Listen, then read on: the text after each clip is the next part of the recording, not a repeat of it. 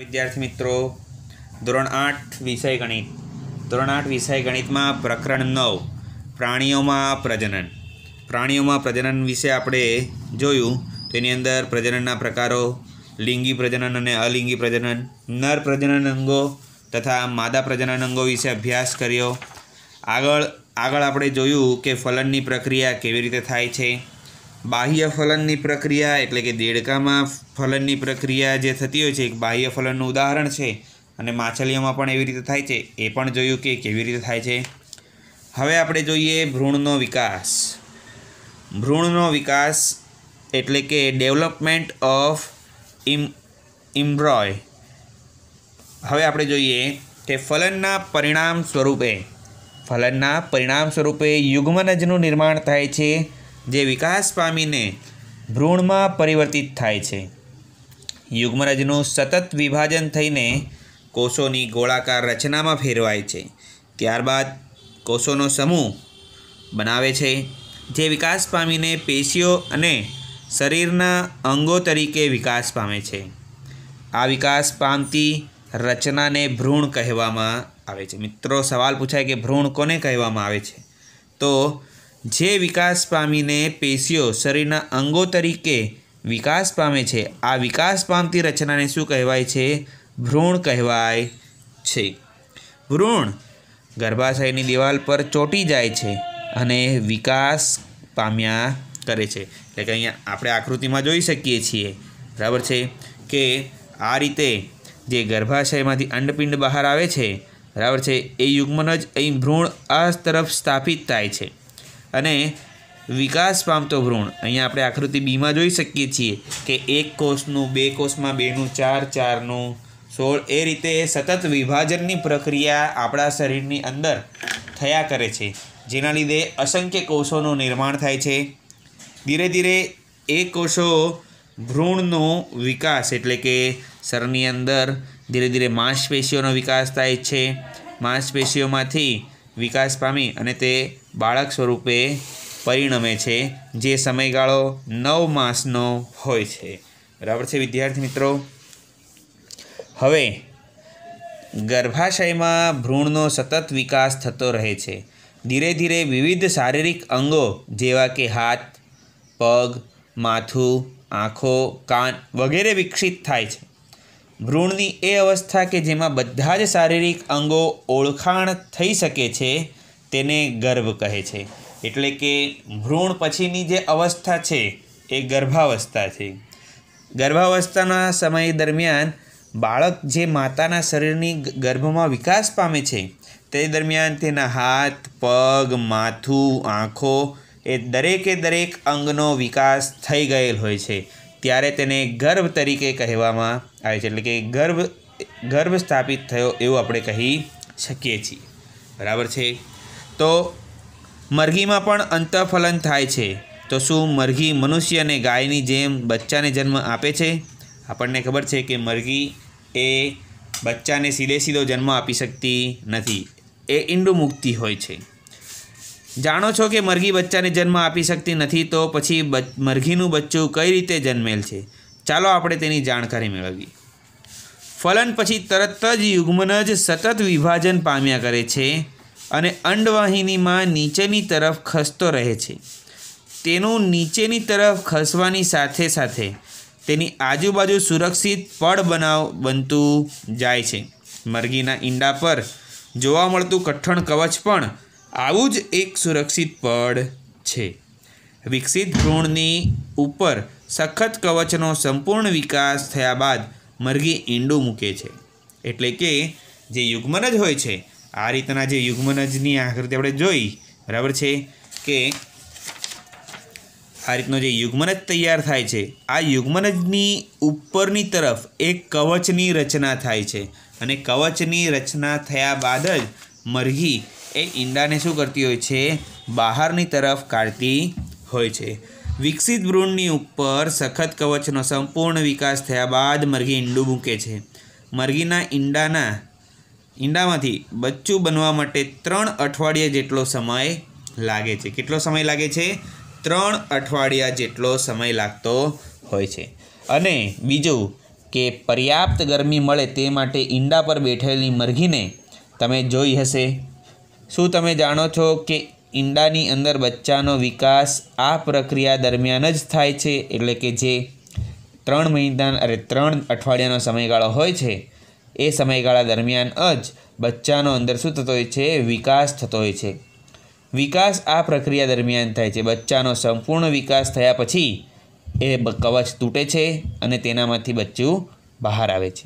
બાહ્ય ફલન કરતા પ્રાણીઓમાં ભ્રૂણનો વિકાસ માદાના શરીરની બહાર થાય છે. ભ્રૂણ અંડાવરણની અંદર વિકાસ પામ્યા કરે છે. ભ્રૂણનો વિકાસ પૂર્ણ થયા બાદ ઈંડું તૂટે છે. તમે તળાવ અથવા ઝરણામાં દેડકાના અનેક ટેડપોલ તરતા જોયા હશે, બરાબર છે?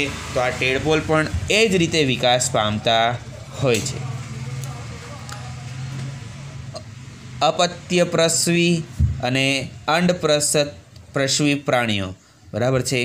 આપણે જોયું કે કેટલાક પ્રાણીઓ બચ્ચાને જન્મ આપે છે, જ્યારે કેટલાક પ્રાણીઓ ઈંડું મૂકે છે, જે પછી શિશુમાં પરિવર્તિત થાય છે. એવા પ્રાણીઓ કે જેઓ સીધો જ બચ્ચાને જન્મ આપે છે તેને અપત્યપ્રસવી પ્રાણીઓ કહે છે, અને જે પ્રાણીઓ ઈંડા મૂકે છે તેને અંડપ્રસવી પ્રાણીઓ કહે છે. નીચે આપેલ પ્રવૃત્તિની મદદથી તમે એ વાતને સારી રીતે સમજી શકશો તથા અપત્યપ્રસવી એટલે કે પ્રસવી અને અંડપ્રસવી પ્રાણીઓનો ભેદ પારખી શકીએ. એટલે કે હવે આપણે એ જોઈએ. પ્રવૃત્તિ 9.2 દેડકા, ગરોળી, પતંગિયું, ફુદ્દા, મરઘી તથા કાગડાના અથવા કોઈ અન્ય પક્ષીઓમાં ઈંડા ભેગા કરવાનો પ્રયત્ન કરો. શું તમે આ બધા પ્રાણીઓના ઈંડાને એકત્રિત કરી શકશો? જે ઈંડાઓને તમે એકત્રિત કર્યા તેનું ચિત્ર બનાવો. કેટલાક પ્રાણીઓના ઈંડા એકત્રિત કરવા સહેલા છે કારણ કે તેની માતા શરીરની બહાર ઈંડા મૂકે છે. જે પ્રાણીઓના ઈંડા એકત્રિત કરવામાં તમે સફળ રહ્યા છો તે પ્રાણીઓ અંડપ્રસવી પ્રાણીઓના ઉદાહરણ છે. પરંતુ તમે ગાય, કૂતરા, બિલાડીના ઈંડા એકત્રિત નહીં કરી શકો. એવું એટલા માટે છે કારણ કે તે ઈંડા નથી મૂકતા. તેમનામાં માતા પૂર્ણ વિકસિત શિશુને જન્મ આપે છે. આ અપત્યપ્રસવી પ્રાણીઓના ઉદાહરણ છે. એટલે કે એ શેના ઉદાહરણ છે? અપત્યપ્રસવી પ્રાણીઓના એક ઉદાહરણ તરીકે ઓળખાય છે. તો શું તમે અપત્યપ્રસવી તેમજ અંડપ્રસવી પ્રાણીઓના અન્ય ઉદાહરણ આપી શકો છો? બરાબર છે. તો આપણે એમાંના કેટલાક ઉદાહરણ આપણે આપી શકીએ.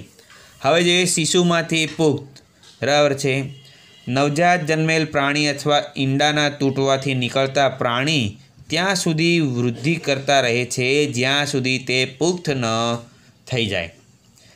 કેટલાક પ્રાણીઓમાં નવજાત બચ્ચા પુખ્ત પ્રાણીઓથી સાવ અલગ જ દેખાય છે. આપણે વાત કરીએ તો રેશમનું કીડું જીવનચક્ર યાદ કરો તો ઈંડું, લાર્વા અથવા ઈયળ, પ્યુપા અને પુખ્તાવસ્થા, બરાબર છે? કે જે ઈંડામાંથી લાર્વું કે ઈયળ નીકળે છે તે પ્યુપામાં ઢંકાઈ જાય છે અને પ્યુપામાં ઢંકાઈને તેનો અંદર વિકાસ થાય છે અને એ પુખ્ત થયા બાદ પતંગિયામાં પરિણમે છે, જે આપણે જોયું હતું, જેનો આપણે ધોરણ 7માં અભ્યાસ કરી ચૂક્યા છીએ. દેડકો આ પ્રકારના પ્રાણીઓનું અન્ય એક ઉદાહરણ છે. દેડકામાં પણ એ જ રીતે ઈંડાની અંદર જ તેનો વિકાસ થાય છે. ધીરે ધીરે તેની પૂંછડી, એના અન્ય અંગોનો વિકાસ થાય છે અને તે ઈંડામાંથી બહાર નીકળે છે. એટલે કે દેડકામાં ઈંડાની શરૂઆત કરીને પુખ્તતા સુધીની તમામ અવસ્થાઓનું આપણે નિરીક્ષણ કરીએ તો આપણે 3 સ્પષ્ટ અવસ્થાઓ અથવા તબક્કાઓ વિશે જોઈ શકીશું. જેમ કે ઈંડું, ઈંડામાંથી ટેડપોલ અને ટેડપોલમાંથી પુખ્ત દેડકો. શું ટેડપોલ પુખ્ત દેડકાથી ભિન્ન હોય છે? તો અહીંયા આપણે આકૃતિમાં જોઈ શકીએ કે જ્યારે ઈંડાઓ હોય તો ઈંડામાંથી શરૂઆતના ટેડપોલમાં માત્ર પૃષ્ઠ ભાગનો જ વિકાસ થયો હોય, બરાબર છે? હવે ધીરે ધીરે તેના અન્ય ભાગોનો વિકાસ થતાં પૂંછડી તથા હાથનો વિકાસ થાય છે. જ્યારે એ તેની પુખ્તાવસ્થા સુધી આવે છે ત્યારે તેના સંપૂર્ણ અંગોનો વિકાસ થઈ જતો હોય છે, જે આપણે આકૃતિના માધ્યમથી જોઈ શકીએ છીએ. બરાબર છે. નવજાતમાં જોવા મળતા નથી તો પછી ટેડપોલ અથવા ઈયળનું ત્યારબાદ શું થાય છે? તમે એક સુંદર ફૂંદા અને અંડઘરમાંથી બહાર નીકળતા જોયું હશે. ટેડપોલ રૂપાંતર પામીને પુખ્ત દેડકામાં ફેરવાઈ જાય છે, જે કૂદી શકે છે અને તરી શકે છે. કેટલાક વિશેષ પરિવર્તનોની સાથે ટેડપોલનું પુખ્તમાં રૂપાંતર પામવાની ક્રિયાને કાયાંતરણ કહે છે. આ આપણી કાયાંતરણની વ્યાખ્યા છે કે કેટલાક વિશેષ પરિવર્તનોની સાથે ટેડપોલનું પુખ્તાવસ્થામાં રૂપાંતર થવાની ક્રિયાને કાયાંતરણ કહે છે. આપણે નોટબુકમાં લખવાની છે. જેમ જેમ આપણે મોટા થઈએ છીએ તેમ તેમ આપણે શરીરમાં કેટલાક પરિવર્તનો જોઈએ છીએ. શું તમે વિચાર્યું છે કે આપણું પણ કાયાંતરણ થાય છે? મનુષ્યમાં જન્મ સમયથી જ નવજાત શિશુમાં પુખ્ત જેવા શારીરિક અંગો આવેલા હોય છે. બરાબર છે મિત્રો. આપણે જોઈએ તો આપણામાં પણ કાયાંતરણની પ્રક્રિયા સતત ચાલ્યા કરે છે. જ્યારે માતાના ગર્ભમાંથી બાળક વિકાસ પામીને બહાર આવે છે ત્યારે તે દરેક અંગો સાથે જ બહાર આવતું હોય છે, પરંતુ તેની સાથે સાથે તે અંગોનો વિકાસ થતો જાય છે. હાથ, પગ, આંખો, મોંનો આકાર દરેકમાં દિવસો દરમિયાન સતત પરિવર્તન થતો જોવા મળે છે. અને 18 વર્ષની જે ઉંમર હોય છે તે દરમિયાન બાળક એટલે કે નવજાત શિશુ પુખ્ત વયનું થયું એવું કહેવાય, કારણ કે તેમાં સમજવાની, શારીરિક, માનસિક દરેક ક્ષમતાઓનો વિકાસ થઈ ગયો હોય છે. મનુષ્યમાં એ ઉંમર પછી પણ કાયાંતરણની પ્રક્રિયા ચાલ્યા જ કરે છે, અને કાયાંતરણની પ્રક્રિયા જીવન પર્યંત સુધી મનુષ્યમાં જોવા મળે છે. બરાબર છે. હવે છે અલિંગી પ્રજનન, જેના વિશે આપણે નેક્સ્ટ વિડીયોમાં જોઈશું.